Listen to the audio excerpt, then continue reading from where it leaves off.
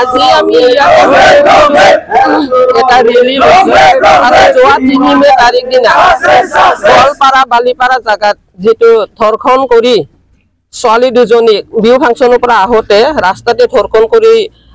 ছোৱালী দুজনীক যেটো ঘটনা হৈছিল সেইটোৰ কাৰণে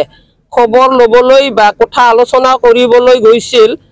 হিৰণময় খাকলাৰী তেওঁলোকৰ ওচৰৰে ধনআলি তালুকদাৰ চিনাকি মানুহ হিচাপে তেওঁ কেইজনমান বন্ধুলৈ তেওঁৰ ঘৰলৈ গৈছিল আৰু তেওঁৰ ঘৰলৈ যোৱাটোকে যেটো আক্ৰমণ কৰিলে আৰু আক্ৰমণ কৰি বহুতকে আঘাত কৰি কিন্তু হিৰণময় কাকলাৰী মেডিকেলত মানে মৃত্যু হ'বলগীয়া হ'ল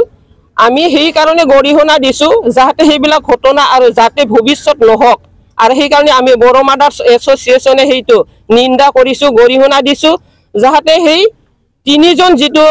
ৰেপ কৰা তিনিজন যেটো লম্পট সেই দুজনে শাস্তি পাব লাগে আৰু তেওঁলোকক ফাঁসি দিব লাগে আৰু তেওঁলোকক ফাঁসি দিলিহে হিৰণময় খাকলাৰীৰ আত্মা শান্তি পাব বুলি মই আশা কৰিছো।